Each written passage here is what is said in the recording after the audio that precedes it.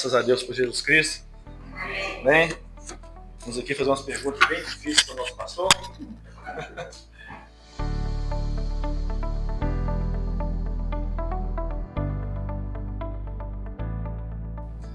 No dia a dia, entendemos que guardar o coração na prática envolve amizades, influências, né? Então,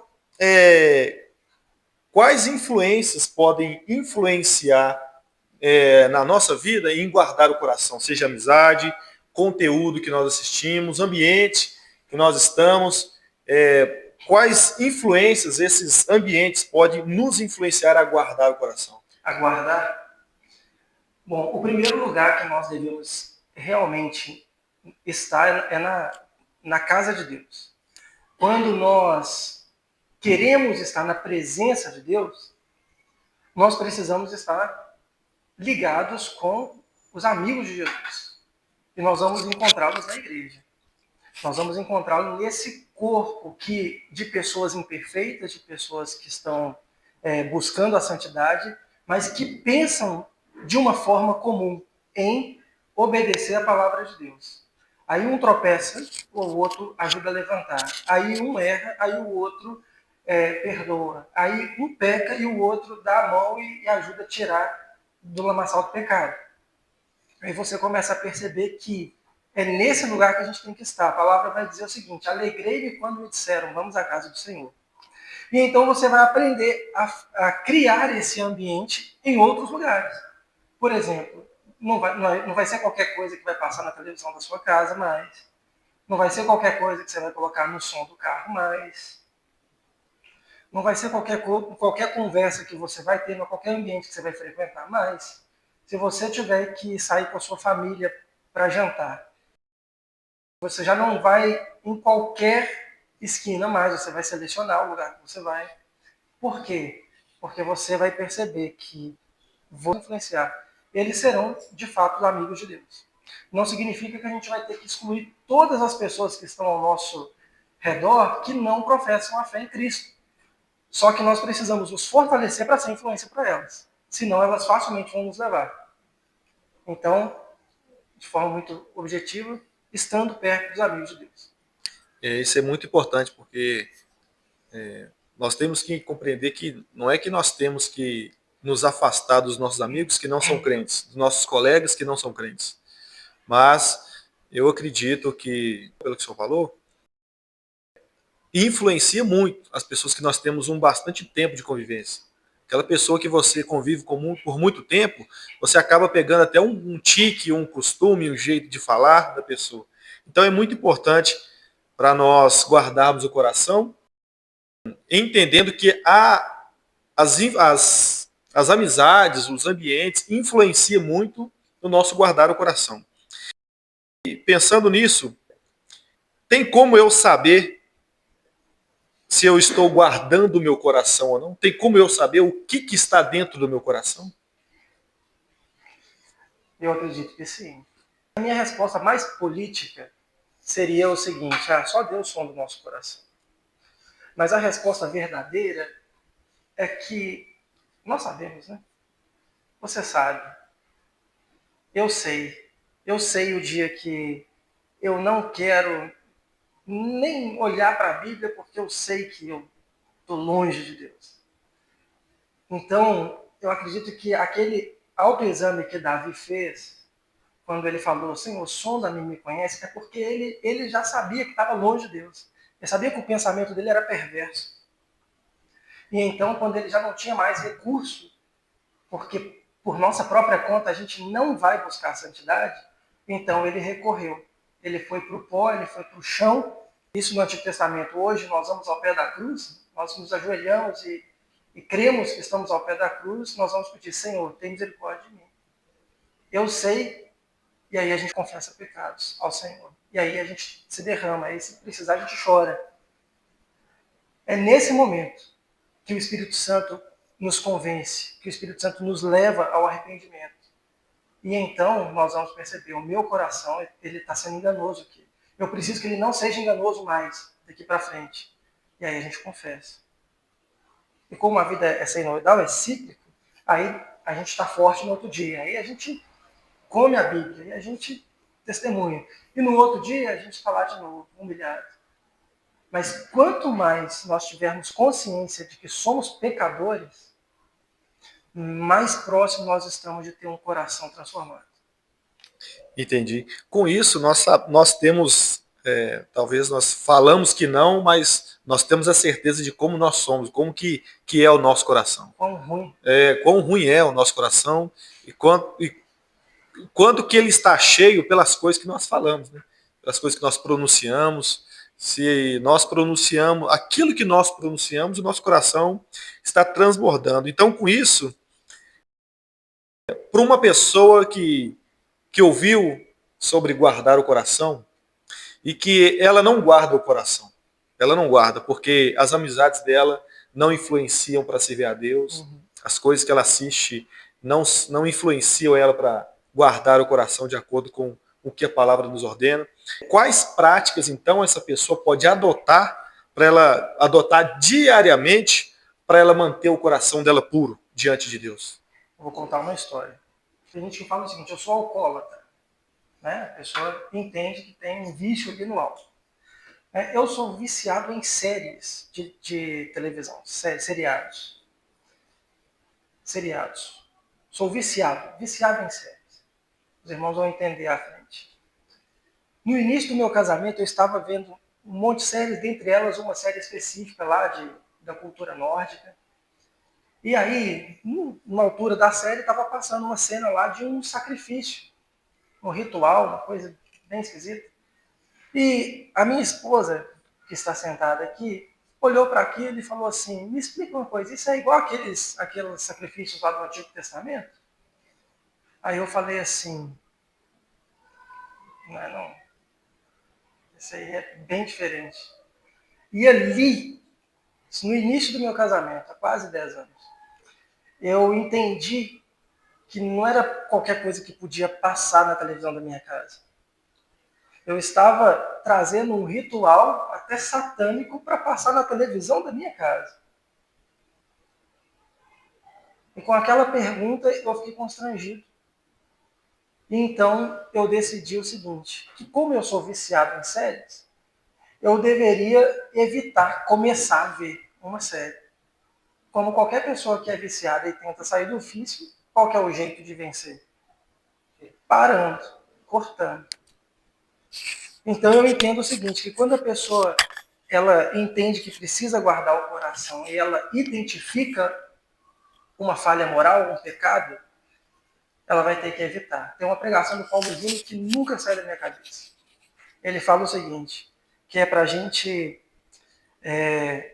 nem ser tentado. A gente fala, como o Senhor Jesus ensinou na oração, né, livrai-nos da tentação.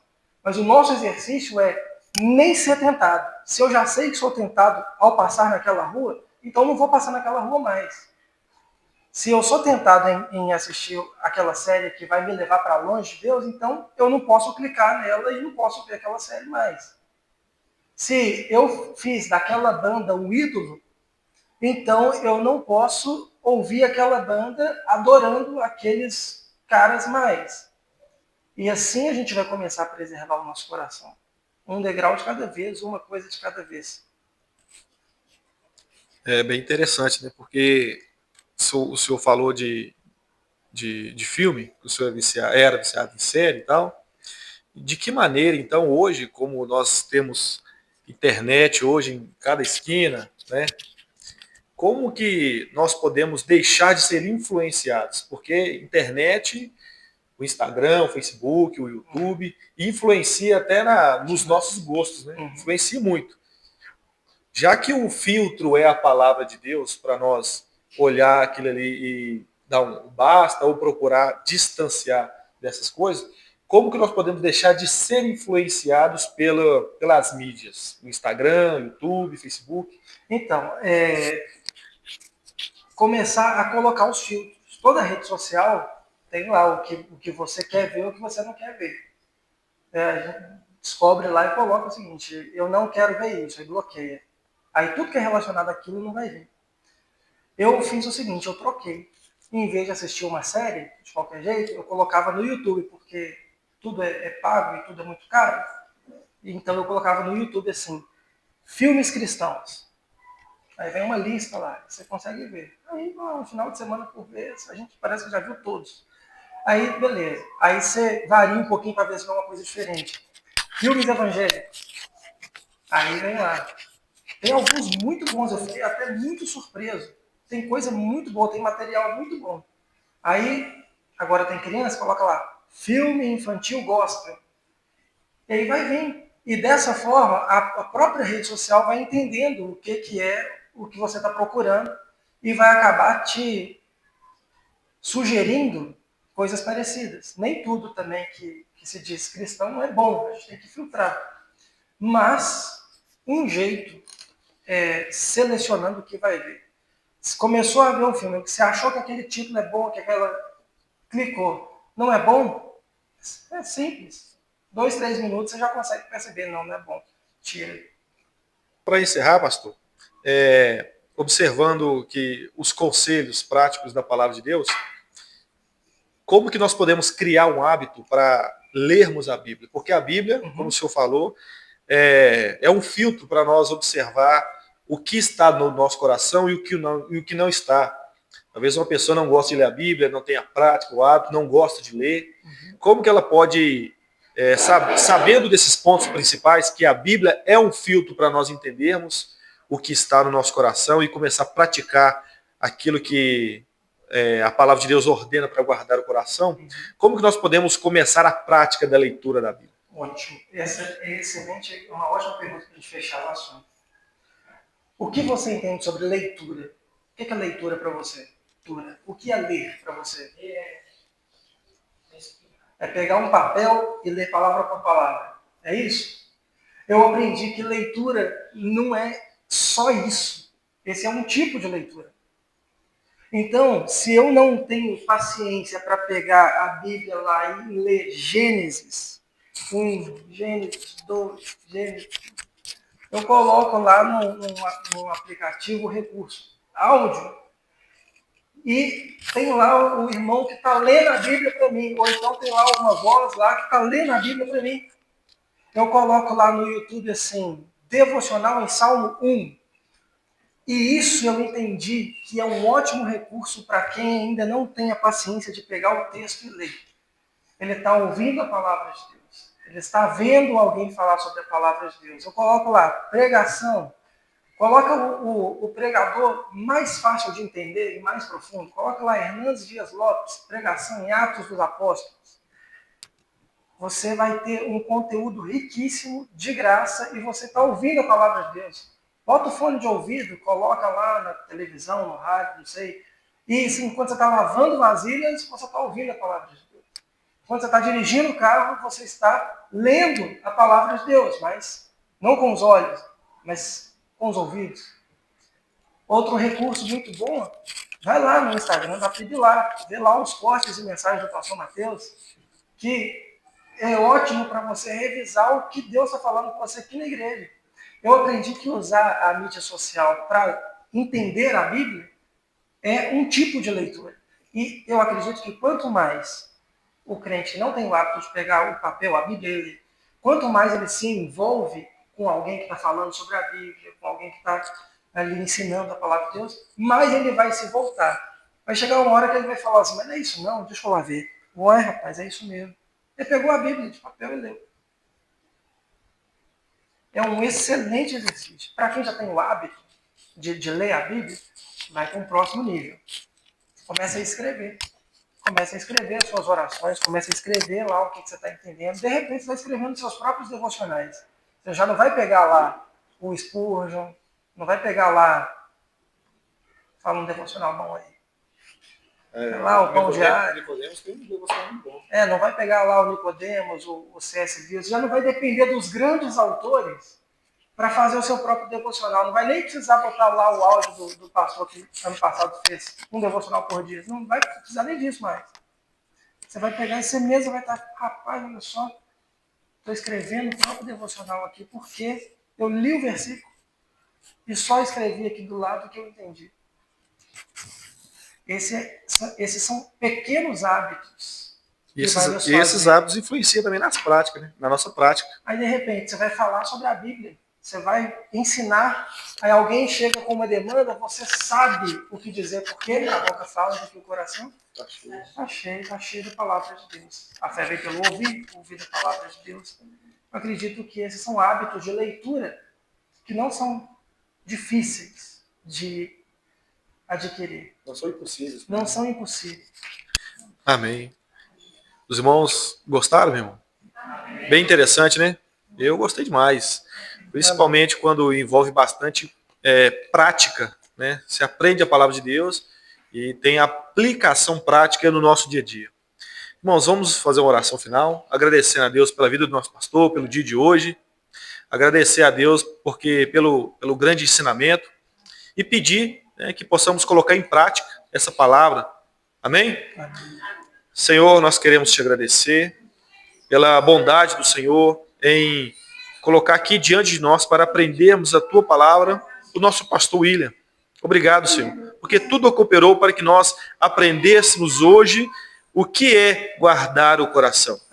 Ajude-nos, ó Deus, para que possamos colocar em prática a tua santa palavra, para que nós possamos servir a ti com entendimento, para que o teu nome, ó Deus, através das nossas vidas seja glorificado. Toma a vida do pastor William, ajude ele, ó Pai, dê-lhe sabedoria, entendimento, ousadia para continuar pregando, escrevendo, ensinando a tua palavra, para que possamos aprender mais e mais através deste instrumento que o Senhor colocou diante de nós, ó Pai. Obrigado, Pai, pela vida do pastor William, da sua família, por esse dia que o Senhor nos concedeu para que estivéssemos aqui. Ajude-nos, ó Pai, para aplicarmos todos os dias a tua palavra que nós aprendemos. Ajude-nos também a começar a escrever, colocar em prática, Senhor, aquilo que o Senhor tem nos ensinado, aquilo que o Senhor tem nos iluminado. Obrigado por esse dia, pela tua graça e misericórdia. Nós te agradecemos em nome de Jesus. Amém.